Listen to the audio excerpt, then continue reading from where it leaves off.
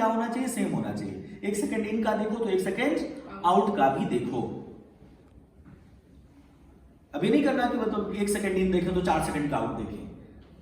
Unequal time नहीं होना चाहिए। क्या होना चाहिए, इन और आउट दोनों का टाइम इंटरवल सेम होना चाहिए। तो ये देखो आपका Q in upon Q out, Q in क्या होता है, बेसिकली ये आपका जो क्यू इन है वो लीटर पर सेकंड, ये लीटर पर सेकंड में होगा, मतलब दैट इज द वॉल्यूम पर सेकंड। तो v1 अपॉन डेल्टा टी बराबर v2 अपॉन डेल्टा टी। इससे ये चला गया तो क्या हो जाएगा, v1 बराबर v2, मतलब जितना वॉल्यूम इन होगा उतना वॉल्यूम आउट होगा। तो v1 बराबर v2 बराबर v, v1 equal to v1 is equal to v, v2 is equal to v। ये बात पहली हो गई। अब क्या यहां से पानी यहां जा रहा है तो क्या उसकी डेंसिटी बदल जा रही है, क्या डेंसिटी उसकी बदल जा रही है, क्या नहीं है, वही डेंसिटी वाली लिक्विड है। तो आप दोनों साइड को आप रो से मल्टीप्लाई करो, तो रो v1 बराबर रो v2, अगर आप रो v1 बराबर रो v2 ऐड करते हो तो क्या होता है, डेंसिटी टू वॉल्यूम क्या होता है, मास। ये क्या होता है, मास। तो आप इसको ऐसे लिख सकते हो, या तो आप m1 लिखो या डेल्टा m1 लिखो।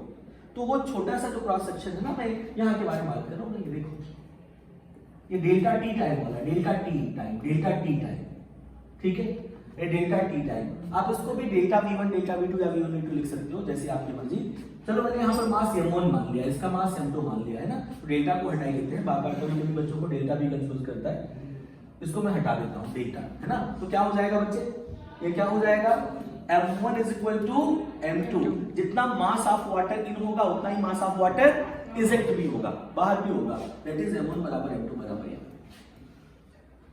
तो ये जितने भी इक्वेशंस हैं, चाहे ये इक्वेशन हो गया या ये इक्वेशन हो गया या ये इक्वेशन हो गया, सब इक्वेशन ऑफ कॉन्टिन्यूटी को ही इंडिकेट करते हैं। बेसिकली हम उल्टा करें, आना हमें ऐसे ही था, ठीक है। हम इससे भी वापस इस इक्वेशन को पा सकते हैं। हमें शुरू यहीं से करना था, कंजर्वेशन ऑफ मास से, कि जितना मास इन होता है उतना मास आउट होता है, तो वहां से फिर हम वापस आ जाते हैं, ठीक है। पर हमने आपको पहले ही बता दिया, तो इतनी बात क्लियर हो गई। इक्वेशन ऑफ कंटिन्यूटी कितने तरीके से दी जा सकती है, a1 v1 बराबर a2 v2, पहला तरीका ये है।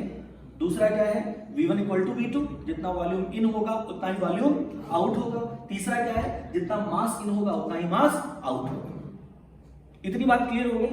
तो मतलब मैं यहाँ पे देखो, अब यहाँ पर आप वापस फ्लो ट्यूब में, इस फ्लो ट्यूब को अगर देखो, तो इस फ्लो ट्यूब को अगर आप ध्यान से देखो तो यहां से पानी इन हो रहा है ना, यहाँ पे क्या हो रहा है, पानी इन हो रहा है। तो पानी का अगर फ्रंट ऐसे देखो, तुम यहाँ पर बैठ करके, अगर तुम यहाँ इस पाइप के अंदर बैठ करके देखो, तो तुम्हारे पास एक सर्कुलर क्रॉस सेक्शन का फ्लो ट्यूब तुम्हारे सामने आएगा।